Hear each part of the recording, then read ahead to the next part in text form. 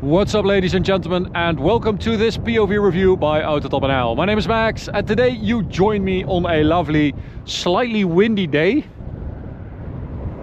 I hope audio is okay. With this BMW M5 competition F90. Now, you might recognize it if you've watched the video of a few months ago with the same car on summer tires, though, with the gold CS wheels. This is Raiko's car. Raiko is the owner of 13th Concepts. They do wrapping and stuff like that, and he's a friend. And well, we've done a few modifications to it. Well, one very important one, an OPF delete. So a couple months ago we had this car in because we wanted to do a development of the OPF delete mid-pipe. This now has the first version of that mid-pipe, and we're doing some testing with it, and also just testing. I mean, M5 F90, always great to drive, right? We're doing some testing today. I'll take you on a ride towards the Autobahn for a little Autobahn blast. We've got winter tires though, so limited to 270-ish kilometers an hour. Absolutely lovely spec. This beautiful purple, I think it fits the car very well. And I saw a lot of comments on the previous video that you guys wanted BMW to stop making the G90 and start doing the F90 LCI again. Well, I completely agree. What a beautiful car. This is what an M5 is supposed to be, if you ask me. I also saw some comments that this is too under the radar, like not aggressive enough. I kind of get that point as well, because especially the rear arches could have been a bit wider. It's like a stock 5 series, basically a regular 5 series. However, I do like the whole Q car idea, that it's also a little bit under the radar. We've got the stock wheels on it again, well, the regular M5 wheels, I should say, with around that winter tires. Hankooks in this case, winter Icept Evo 2s, 275s at the front. This is a 20-inch wheel. A lot of black trim, unfortunately, and two 85s at the rear, quad tailpipe exhaust, and little spoiler. I mean, I've done the walk around already.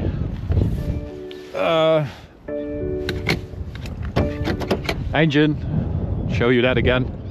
S63 V8 with the hot V turbos, 625 horsepower, 750 newton meters of torque stock. Now with a stage 1 and OPF delete, it is, you know, it does around 720, 730, whatever, something like that, and around 900 newton meters of torque. So should be a lot faster than stock. Well, it is faster than stock. Last time round with the OPF in place, I did 6.5 seconds. So OPF out should give you a little bit more power because it has better flow, less restriction, which is a problem of the OPF, of course. It restricts sound and it restricts flow.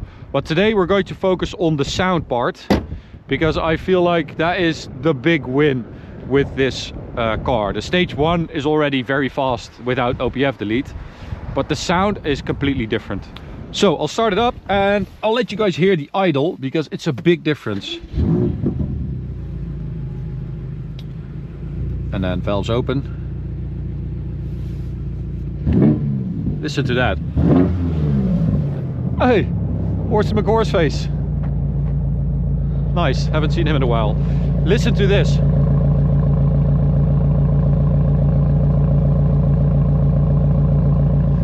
That's a proper V8 sound, right? I don't know if you can see the actual OPF delete pipe from here. There they are. I think you can see that, right? It goes from the downpipe to like here, and it's a massive difference. So it still sounds a bit strange. It's not the best sounding V8 ever made, but the difference with stock is actually quite large. So I'll give you guys a comparison of stock versus this car, so you can hear the difference, you know, revving and driving around and stuff like that. And then we'll be back and take it for a drive.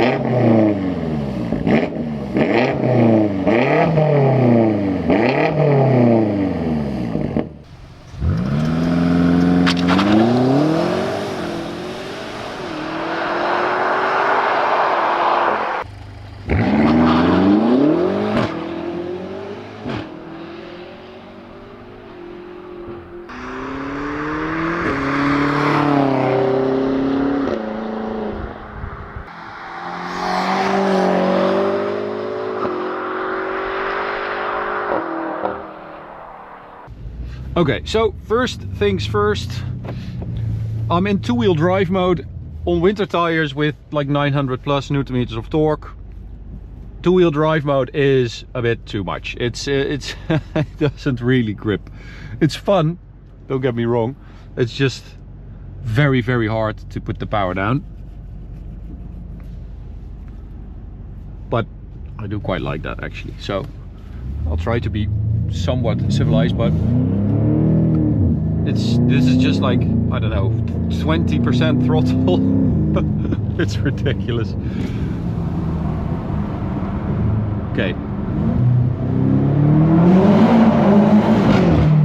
Ooh. Oh, it's so much better.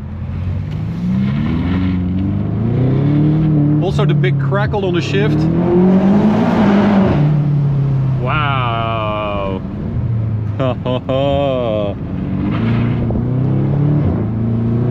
I do like OPF deletes.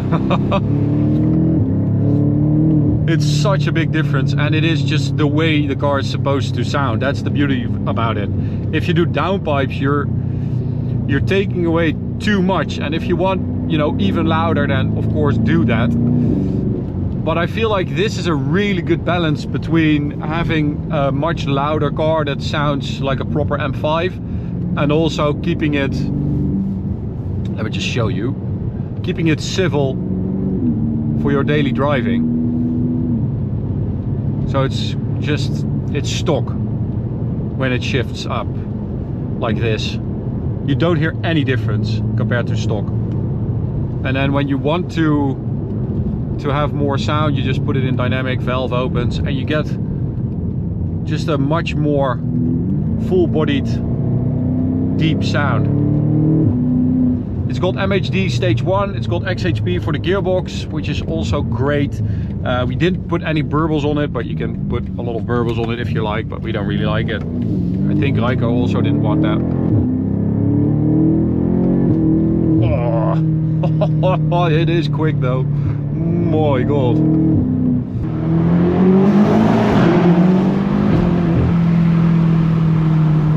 It is an absolute weapon, this car. I mean, I don't really understand why the new one had to be so much heavier and have so much more power. I think, I mean, it's all hypothetical, and I'm sure that they've thought about everything that I think about.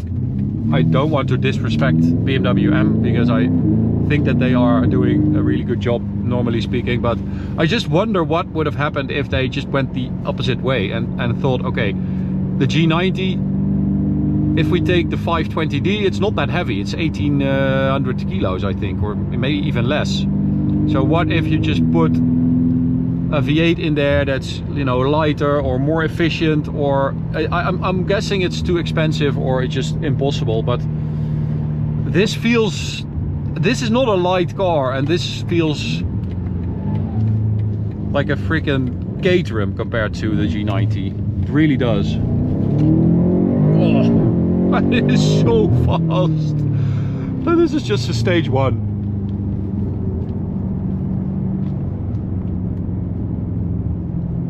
My point was, you don't need that much power. You don't need 727 horsepower and 1000 Newton meters to have a good M5. Jesus!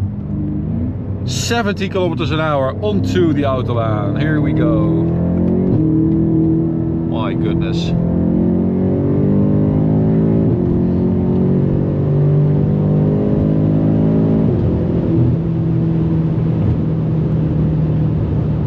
So also sound inside of the car, it's more enjoyable. It's not annoyingly loud or obnoxious, or he's on his phone. Yeah, okay. I can see it in the mirror. He's just...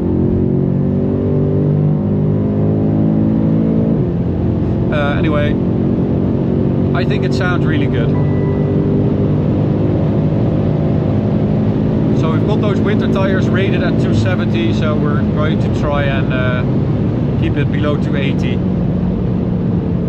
which is a challenge because this thing is hella quick. back to the car. So OPF delete stage 1, really good. If you want more, you can do downpipes stage 2, OPF delete downpipe stage 2. You would do 780-ish horsepower, close to 800, and it would be even faster.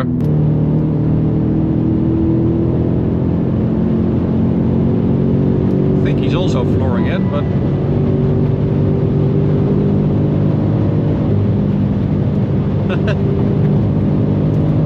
this is very fast. So it's like a fast car and a very fast car. This is cruising speed for this car.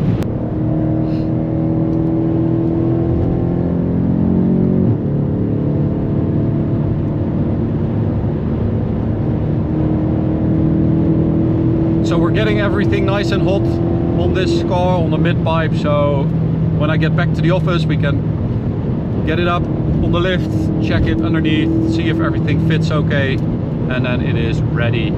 As we speak, as this video is going live, it is ready. It is available in the store, link is in the description.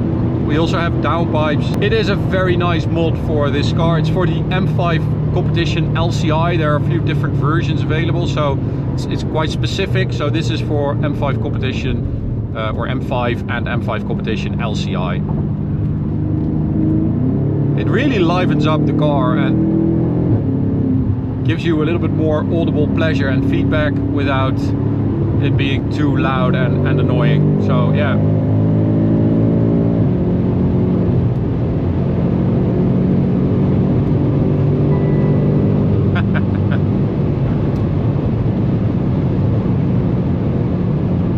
Thank you for watching. Hope you. Oh, also wanted to say that I saw some comments about, you know, there were too many videos about the shop and shop related and stuff, but I think if this wasn't related to the shop and someone offered us, a viewer would offer us to drive an OPF delete stage 1 M5 competition, we would also test it and drive it. It is just that we developed this OPF delete and that we did the tuning, but other than that I think it's the same as always. So, hope you enjoyed the video. You can subscribe by clicking the big button. Check out this video, this playlist. See you at the next one. Bye.